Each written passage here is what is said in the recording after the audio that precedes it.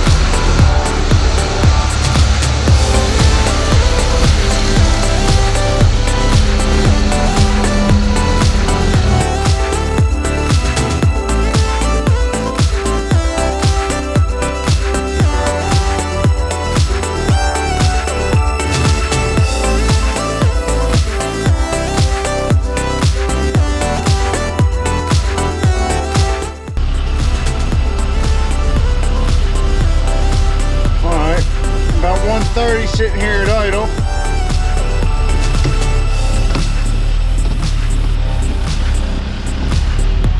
We'll double check our transmission fluid level.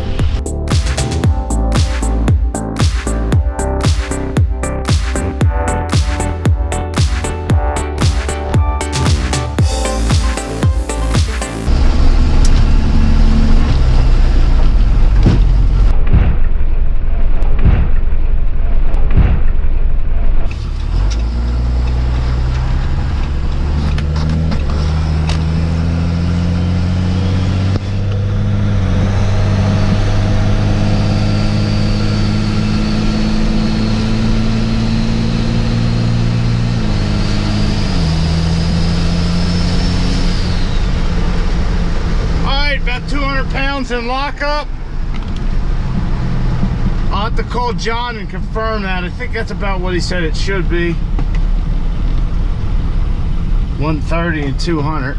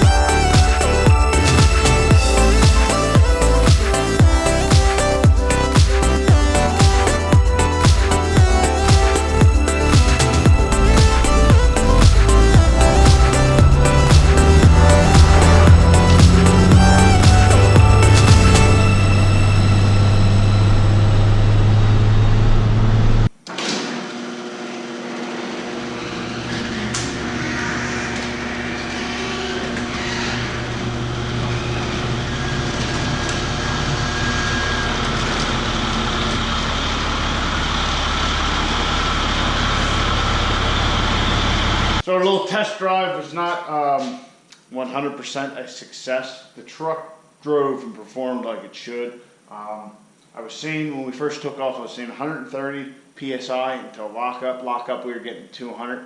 I think that's about the ballpark where we want it to be. I'll call John tomorrow and find out for sure.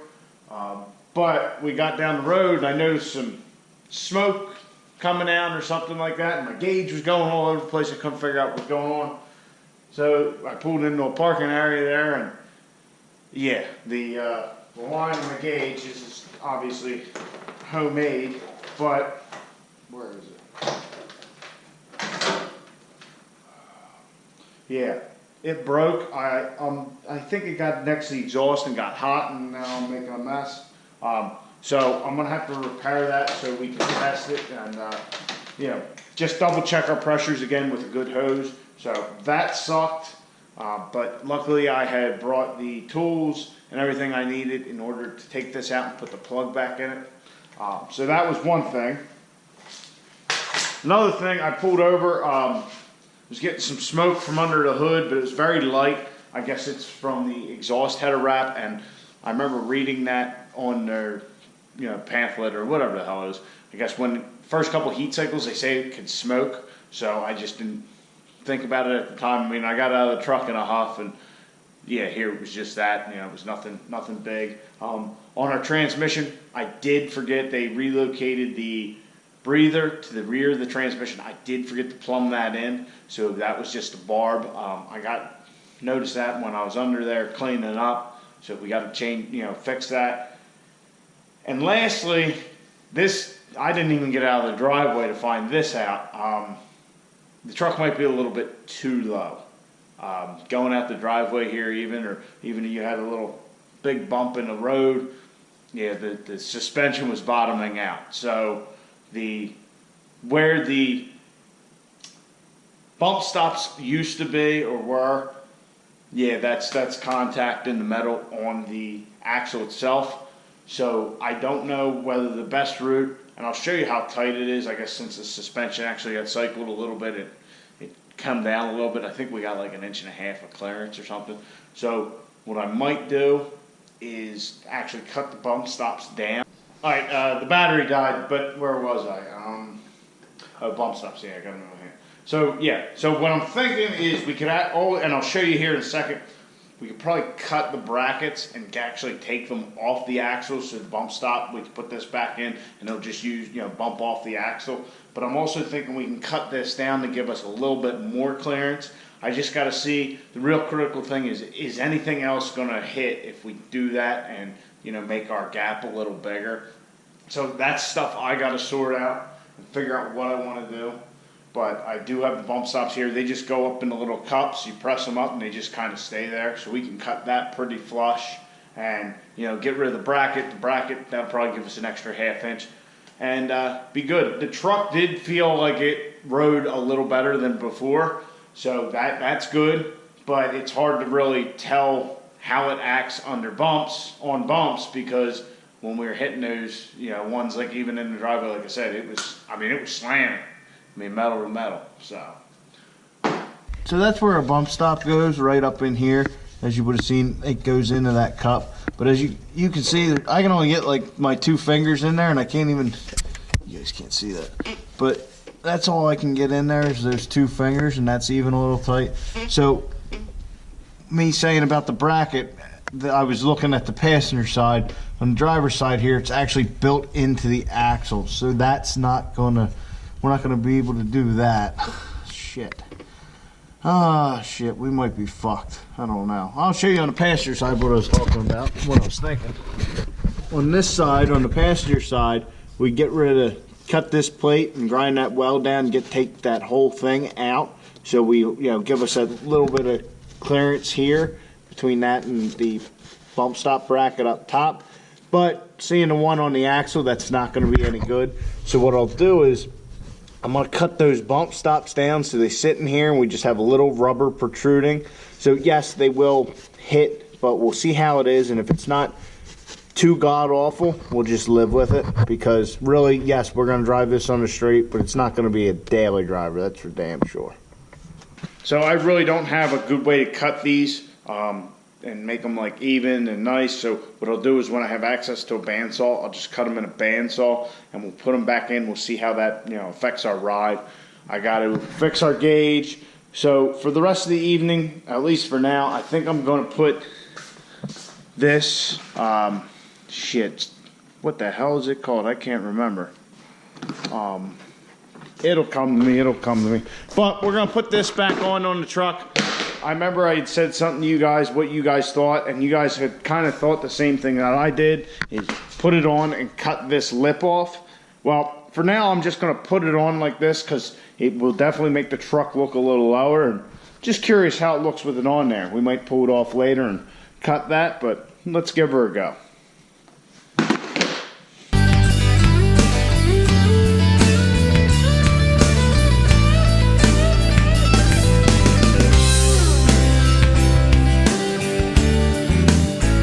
Alright, so the lower valence, I couldn't think of the name earlier, I don't know why, but the lower valence is on. Definitely makes the truck look super low. Looking at the truck, I mean, you'd swear it was a two-wheel drive truck, so I definitely want to figure out that suspension stuff so we can get it right. I like the ride height of the truck. I think it definitely looks gnarly. And that valence, it really... I don't want to say it changed the look of the truck, but it certainly makes it look a lot lower and closer to the ground. So I might not do anything with that. Currently I like it. So there's another thing I want to get done tonight. When I say I want to get done, it's something I completely forgot I had for the truck, and it's in this box. Ooh, this box right here. So this is a turbo blanket for the exhaust housing of our turbo. This is from Thermal Zero. You might remember them. Let me, if I can get this open. Our exhaust manifold has a Thermal Zero blanket as well. So that's just us trying to keep the heat out of the motor compartment and into the exhaust tract to help spin our turbo. The more heat energy we have, the better. So that blanket's going to go on our turbo, on the exhaust housing, and basically how they work, and I'm sure you guys know all about this anyway. You have two little tabs here that give you some wire, and you just get this seated on the turbo, spin them up tight, and that should be on there nice and good like, I guess. I don't know. But this will help keep all that heat away from our intake and get that energy spinning our turbocharger quicker. Probably make a little more power. I mean, when I say make a little more power, this blanket's not going to add power, but we're going to have less heat loss, less heat soak, so thus the truck should perform better. And I just realized when we got rid of this setup here, this stud's pretty long. I might try and cut that down. I don't know that I can get a grinder in there. I'll have to see what I have. So that's the last thing we're going to work on tonight. And yeah.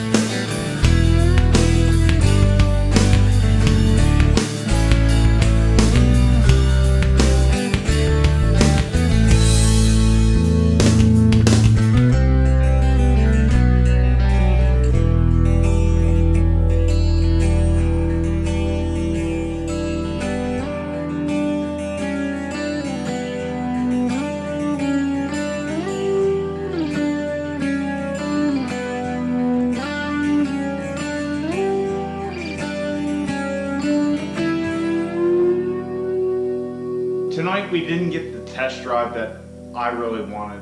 I wanted to be able to take the truck out and just run it for probably a good hour. I was just going to drive around, shit like that, make sure everything was good. But that's what the test drive's all about. find the little quirks, the things that are wrong with it. So we definitely need to fix that vent on the transmission. That's something I completely overlooked, forgot about. I was going to tie it in with the transfer case one. I think I'm just going to run a new line just for that vent. Just keep everything isolated. That way, there's no, for whatever reason we're pushing fluid out of the transmission. I don't want to go in a transfer case and, out of the transmission. I don't know that that is actually a thing, but we'll just run our own vent for that, and that way we don't have to worry about it. So we also got that turbo blanket on the exhaust housing. That should keep a little bit of the heat in. I'll be honest, I think the truck spools better than it did before. I really do. And maybe it's just because it's been a couple months since we ran a truck, but flipping the manifold up, stainless diesel claims that makes the truck spool better. We have a bigger exhaust housing on it than we did. We have that 1.10 housing on it now, whereas before we had the 0.9 housing. So, and we have a looser converter. I don't know if that has anything to do with it or not. I really don't. But the truck's running. It did everything it needed to. Yeah, there were some issues here and there, hiccups, but we're well on our way to getting back to the track. We have a couple little things to tackle. Not a big deal. So I hope you guys enjoyed the video. If so, please like, subscribe, comment. But we are definitely getting the truck back to the track. My only concern is it's going to be a little colder out. We're probably going to make more power, but traction will be at a premium. Like that's the big problem. We might not 60 foot like we did, so our times might not be as fast, but personally, and I want to hear what you guys think, I think we can get at least 130 mile an hour trap speed in a quarter mile.